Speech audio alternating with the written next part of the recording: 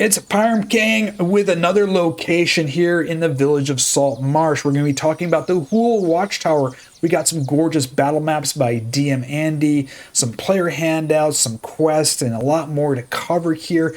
We're going to be doing this in Foundry, but everything you see here is available for free, including the player handouts and Legend Keeper. I'll put a link in the description down below. If you'd like to support me in this project and become a member, I take all of that free content, I put it into Foundry for you to save you time so you don't have to. If you're interested in becoming a member, there's a link in the description down below. Just click on that, join up, and get access to everything, including Legends of Barovia and all of Legends of Saltmarsh, new content delivered every single month.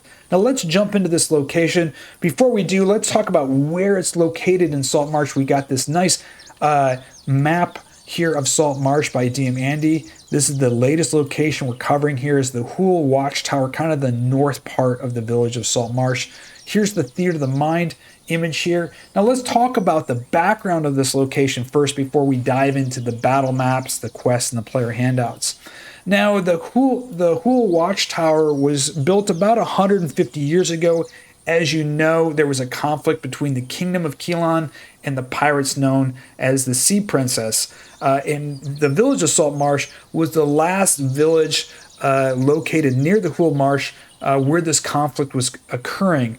So at the onset of that conflict, this watchtower was built. It served as both a kind of a barracks and the garrison and a watchtower to oversee Saltmarsh, as well as into the Hoolmarsh to see if any pirates were coming across the Hoolmarsh. And so it was kind of like this first watchtower line of defense in the village of Saltmarsh. Now, at the conclusion of the war, obviously they built the city gates, the barracks, the jail. The watchtower now serves as a general watchtower, and the old barracks is now a garrison hall. We're going to be talking about it. It has a multi-purpose role, including an armory. Now, the watchtower is the highest location in all of Saltmarsh. It's in the northern part of Saltmarsh on kind of a rocky, hilly area. And at 60 feet, over 60 feet, it sees well over the top of Saltmarsh. You can see into the Javan Bay, but it has a good vantage point up the Kingfisher River and the road up to the Burl, into the marsh area, to the Drowned Forest, as well as the edge of the Dread Woods. So it's a great place to watch over the surrounding area. Now, let's jump into a little bit about what you see outside. You've got this signboard here, and I want to talk about that briefly here. Now, in the Book of Saltmarsh, there's a roll table with 6 kind of random jobs that you can pick up at the watchtower here. I wanted to really flesh these out and give them put a little bit more meat on the bone and bring the story a little bit more to life. And you can see I've got 12 of them here instead of just 6, with a little bit more description, threats, and location. Now, one of the questions I get sometimes is, when you're looking in both OSR games, whether it's Shadow Dark or D&D, you'll see these roll tables, and sometimes it says choose one or choose a couple or roll. And somebody was asking me the other day, why would I choose versus rolling? So let me give you a brief tip and suggestion here. If you're a new dungeon master, or you're maybe not familiar with the location of Saltmarsh and the surrounding areas, or Greyhawk, or you like to prep a little, what you should do is probably choose 2 of them. Here you could choose, for instance, number 1, wagon raided, goods stolen by goblins, tracks leading into the Hoolmarsh. Or number 3, escort needed, local herbalist needs a rare marsh flower, trip into the old druid grove near the edge of the marsh. And by picking out 2, you can prepare, get some battle maps, figure out what kind of encounters, rewards that you want to have.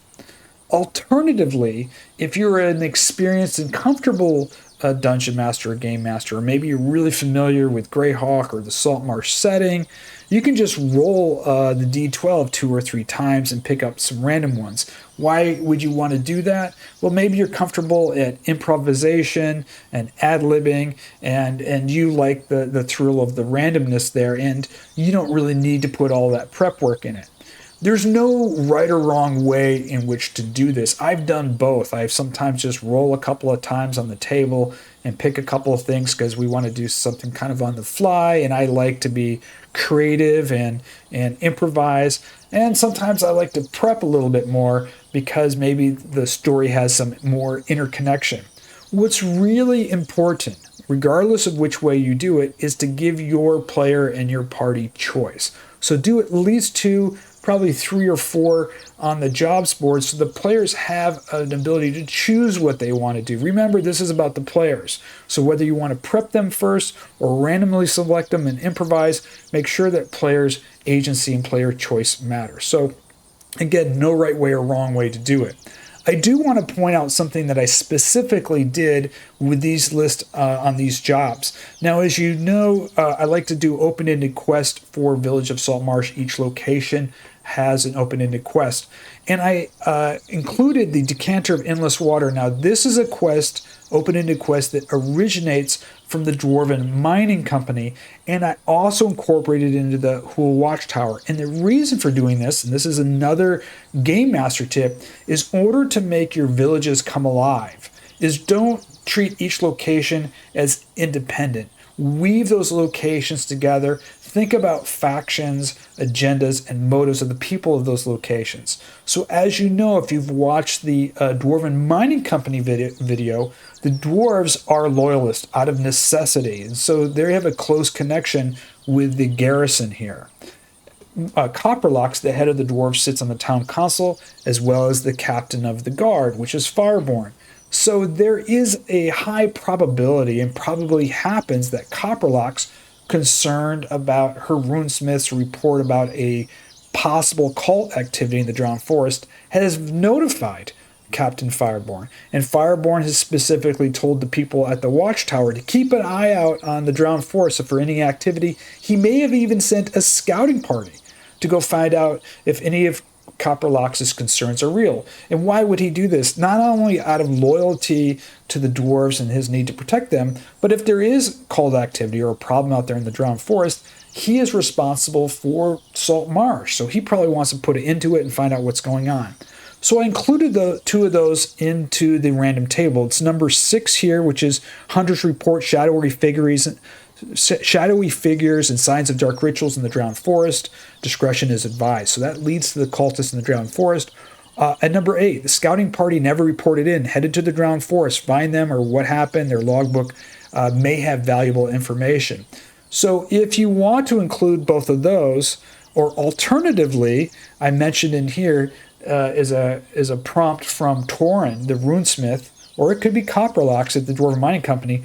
Hey, we're concerned about this. There's the Torin's journal about the Decanter of Endless Water and the possible cult activity. We told Fireborn about this. He's got a special lookout. You should probably go up to the Hoolwatch Tower to find out. They might have some information there.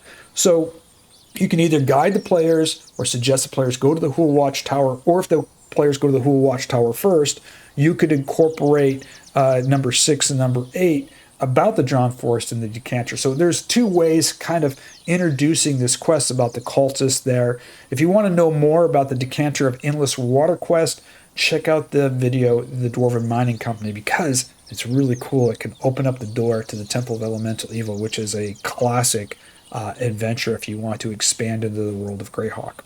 Okay, so now we've got that covered, some ideas of how to use the role table and the jobs board, how you can connect the jobs board, as well as to the open-ended quest, the Decanter of Endless Water.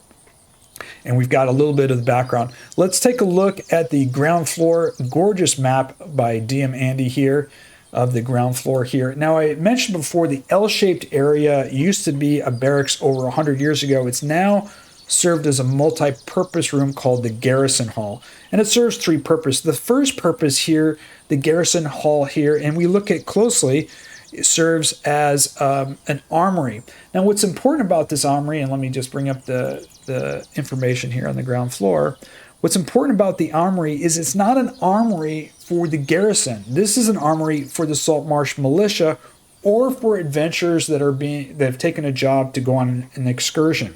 And Commander Fireborn believes that we need to have heavy weapons here for the town, because the garrison only has so many men. If there is a major outbreak, or if the war erupts again with the Sea Princess, or there's a major attack on Saltmarsh, there needs to be some heavy weapons that are taken care of. They know where they're located, and the town people, the militia, will gather here, and those weapons will be assigned out.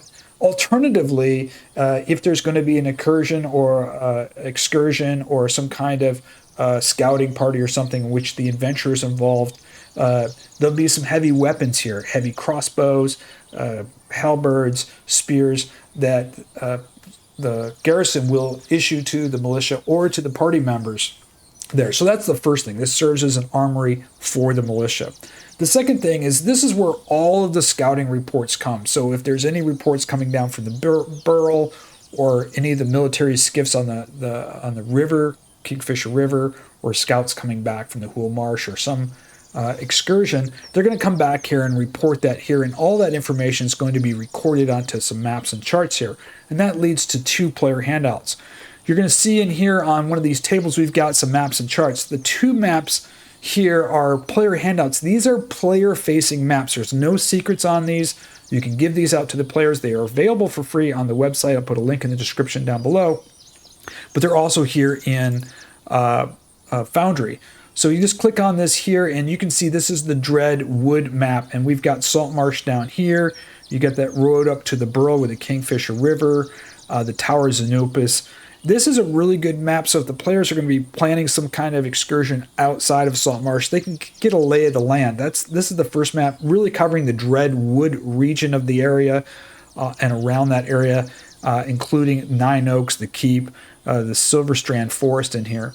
The second one is the Javan Bay chart, and this one again shows Saltmarsh, but mostly you're looking in the Javan Bay. This is really good if you're going to incorporate something in the lower part of the Saltmarsh, or maybe something to do with the Hold of Sea Princess, or there's something going out in the Javan Bay, more of a nautical adventure here. Again, you have the road up to the Burl and the Kingfisher River.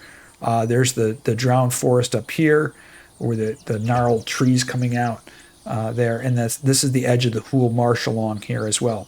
Again, no secrets on these maps. These are designed to be player-facing maps. These are in Foundry, but they're also available to download as well. Put the free link in the description down below. Now these are in the player handout section. In order for the players to see them, you'll see there's an I with a slash through them. You're going to have to right click on these, configure ownership, and just change it to observer status for the players here. And you'll see eyeballs show up. Observer status keeps the players from deleting or changing anything in there. So now they can always access this and click on it at any time they want to and look at it. So just all you have to do is just configure ownership. Right now it's set to none in there, so they can't see it. So I would definitely, this is a great location to give them both of these charts that they can continue to use through their adventures and exploration.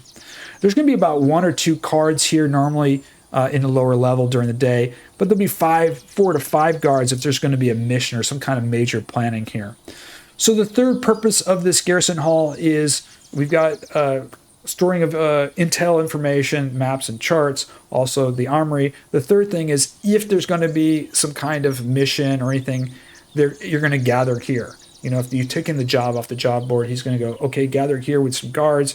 Probably Captain Fireborn will tell you the role of the mission, have the weapons assigned out. So here's mustering, armory, and also intel reports. At the base of the tower is you're going to have a little bit, some more weapons here. I would say the weapons here in the base of the tower are actually for the guards assigned here, whereas in the garrison hall, those are weapons that'll be assigned for the militia. Again, all of this is covered here in the on the ground floor here, including the map key, as well as some read aloud text. So you can check all of that in here as well. Now let's jump up. Oh, by the way, I've got a Theater of the Mind map. So if you wanted to do some role playing, you can drag your tokens in here. Maybe you're looking over the map, or you're talking about some kind of excursion into the Drowned Forest or into the Dreadwood or the Cool Marsh. You could set it up here. It'd be kind of cool Theater of the Mind scene here. Let's go to the second floor here. Again, a gorgeous map by Diamandi. This is the second floor of the tower, and this is known as the Commander Station. And this is an interesting place because this is where the commander of the watch would be collecting information from the person at the top, the person in the watch. Also, when scouts are coming in from the Burl or from an excursion, they would be reporting to the commander of the watch. And that's what originally this place was used for. Now, this is where you're going to find Captain Fireborn 50% of the time. And you're going to be wondering, why is he here? He has this gorgeous manor on the cliff. He's on the town council. There's the barracks and the city gate. Well, Commander Fireborn is a war veteran. He has served in a lot of conflicts. And he has taken on this captain's role here in Saltmarsh as kind of his last role serving the Kingdom of Keelan. Now, he could have picked, because he comes from a very powerful noble family, he could have picked some safe location, even in the capital, not in this kind of village at the kind of the ass end of the Kingdom of Keelan near the Hoolwatch and the conflict.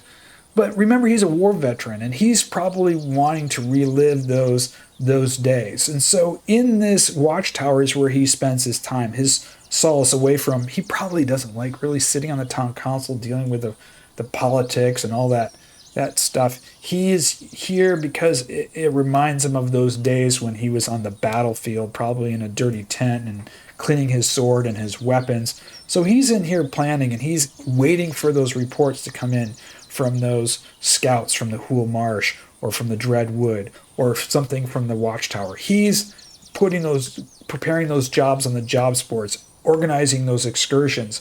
This is the real Fireborn here. Yes, he loves his book collection and reading about war stories and stuff in his manor, and he sits on the town council, but when he wants to get to his roots, this is where he comes. So you can probably find some of his old weapons here.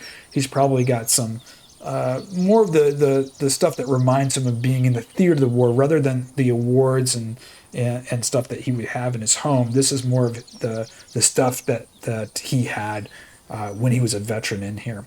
Now, he's going to be here 50% of the time in here. He likes to use this place for private meetings. If you build a solid relationship with the Loyalist, or if you've succeeded in the Lost Tomb quest, finding the missing book from him, you could probably visit him here. He would never take any visitors here. He would take them either at the town council if it had to deal with the affairs of the village of Saltmarsh, or in his home for more official or stately visits. But if you became a personal friend or a member of the Loyalist, or built a reputation with the Loyalist, he'd be willing to meet with you here private. About 20% of the time you might find Craddock here meeting with him here as well. So this is where he meets, definitely in secret, more comfortable. This place is way out of earshot of anybody, even his home. So, probably spies for the traditionalists or smugglers are watching people coming and going into his home, but certainly not here. They just, he's at the Watchtower, no big deal. So if he's not here, you're going to have Thomas Rios. Now, we talked about Thomas Rios in the barracks and the jail video guide. Thomas Rios is an upcoming young soldier. He's actually from Saltmarsh, and he's a rising star in the ranks. And so Captain Fireborn has assigned him as the head of the watch here. So he probably sets the watch rotations, which guards are going to be here, all that kind of stuff. And Fireborn is helping him get prepared to probably become the next watch commander here at the Watchtower. In fact, I have his token on here on the first floor. There's Thomas Rios down here.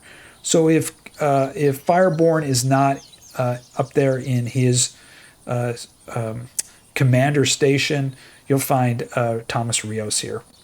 By the way, the red up and down arrows are monks after tile triggers. So if a token steps on them, I'll show you.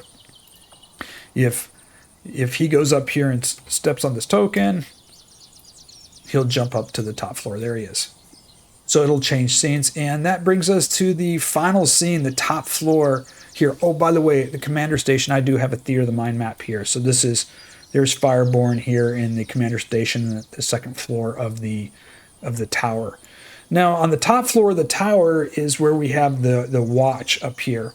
And one thing that's nice about the top floor of the tower, where you have the watch, is the views from the watch. And I think this is a great place where the players can really, if they're going to be leaving Saltmarsh and going on an excursion or an adventure nearby, this is a really great place to get an idea of their bearings, what they're looking at, because you're at the highest point in Saltmarsh itself. So if you look to the south, they can see that Kingfisher River meandering underneath Sharkfin Bridge, dumping out into the Javan Bay. They can see parts of the village there, and then out into the Javan Bay. To the north, they're going to see that Kingfisher River head north, the road to the east of it up to the Burl heading north there. To the west, they can see into the edge of the Hool Marsh. Northwest, they're going to be seeing the crooked trees of the Drowned Forest. If you look off to the northeast, you'll see the dark, gloomy rise of the Dread Wood. There's going to be some rolling hills and some farmlands as we head off to Seaton. And then to the southeast, you'll probably see the cemetery, the Saltmarsh Cemetery, probably some of the cliffs. You might even see some smoke rising from the Dwarven mining operation there, and then the road along the coast to Seaton. So you're really going to get a really good view of the surrounding areas here. Now I put in here some observation utility as well as some skill checks. If the players have a spyglass, you can run a skill check in there. So for instance, maybe they've got that, try to find the missing military skiff that's disappeared along the Kingfisher River. Well, if they get to the top of the watch and they've got the spyglass, maybe they roll a DC check and they spot it. They spot some kind of boat half submerged along the edge of the river.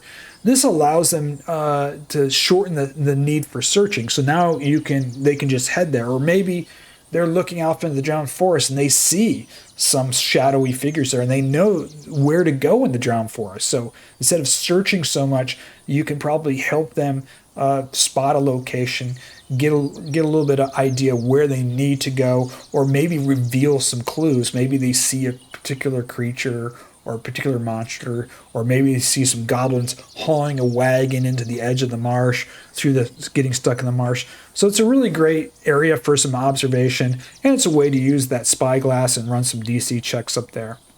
So that pretty much covers everything here at the Hool Watchtower here.